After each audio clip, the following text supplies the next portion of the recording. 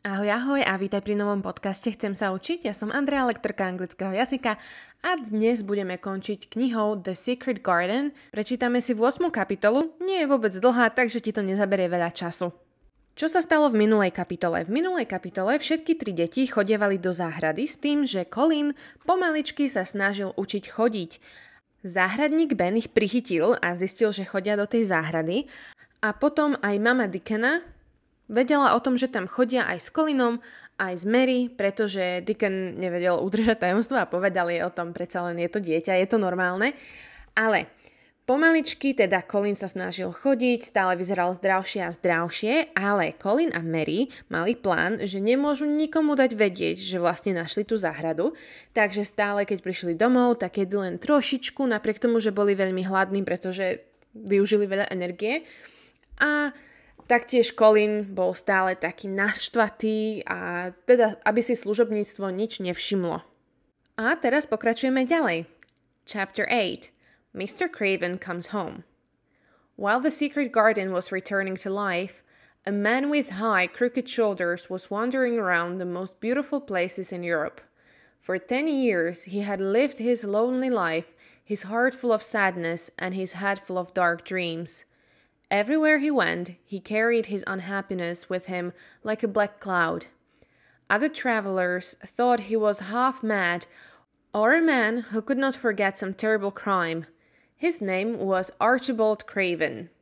But one day, as he sat by a mountain stream, he actually looked at a flower, and for the first time in 10 years he realized how beautiful something living could be. The valley seemed very quiet as he sat there staring at the flower. He felt strangely calm. "What is happening to me?" he whispered. "I feel different. I almost feel like I'm alive again." At that moment, hundreds of miles away in Yorkshire, Colin was seeing the secret garden for the first time and saying, "I'm going to live forever and ever and ever." But Mr. Craven didn't know this. That night, in the hotel room, he slept better than usual. As the weeks passed, he even began to think a little about his home and his son. One evening, in late summer, as he was sitting quietly beside a lake, he felt the strange calmness again. He fell asleep and had a dream that seemed very real. He heard a voice calling him. It was sweet and clear and happy voice. The voice of his young wife. "Archie! Archie! Archie!" "My dear!" He jumped up. "Where are you?" "In the garden!" called the beautiful voice. And then the dream ended. In the morning, when he woke, he remembered the dream. "She says she's in the garden," he thought. "But the door's locked and the key's buried." That morning, he received a letter from Susan Salisbury. In it, she asked him to come home, and she didn't give a reason. Mr. Craven thought of his dream and decided to return to England immediately. On the long journey back to Yorkshire, he was thinking about Colin. "I wonder how he is. I wanted to forget him, because he makes me think of his mother. He lived, and she died. But perhaps I've been wrong. Susan Salisbury says I should go home, so perhaps she thinks I can help him." When he arrived home, he found the housekeeper very confused about Colin's health. "He is very strange, sir," said Mrs. Medlock. "He looks better, it's true, but some days he eats nothing at all, and other days he eats just like a healthy boy. He used to scream even at the idea of fresh air, but now he spends all his time outside in his wheelchair with Miss Mary and Dickon Salisbury. He's in the garden at the moment." "In the garden?" repeated Mr. Craven. Those were the words of the dream. He hurried out of the house and towards the place which he had not visited for so long. He found the door with the climbing plant over it and stood outside, listening for a moment. "Surely I can hear voices inside the garden," he thought.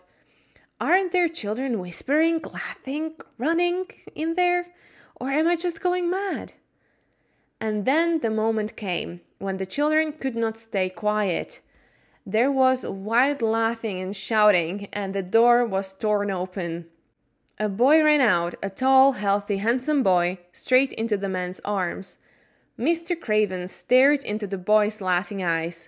"Who? What? Who?" he cried.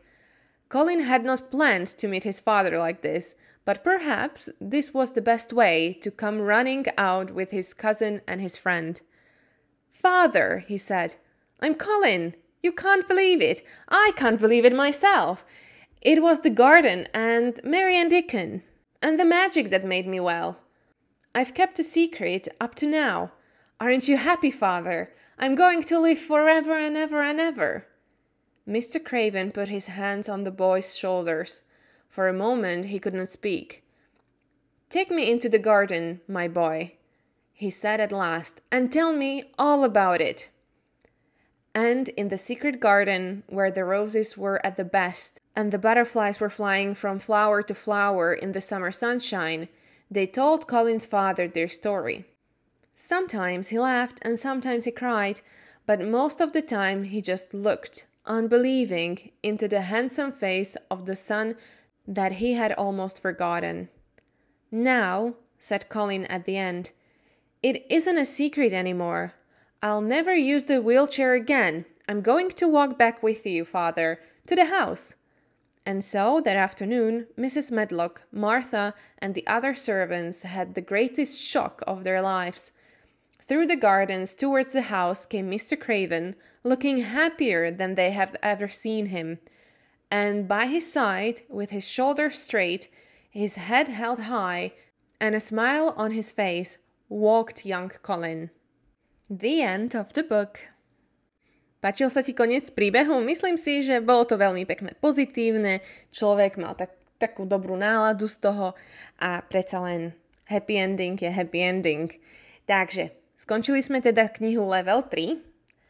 A v budúcnosti pôjdeme na level 4, ale teraz si trošku od knihy dáme pokoja na chvíľočku a budeme mať podcasty, kde budú rôzne storytelling, čiže budeme si hovoriť nejaké príbehy zo života, ktoré reálne možno aj ty niekedy rozprávaš a možno práve využívaš tú gramatiku, ktorú budem používať v rámci podcastov.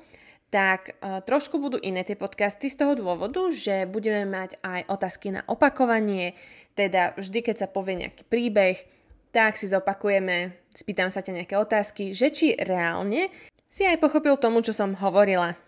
Potom si tie odpovede budeš môcť pozrieť aj na blogu, budú tam vypísané, takže môžeš si to skontrolovať. Teším sa na vás na budúce. Bye bye!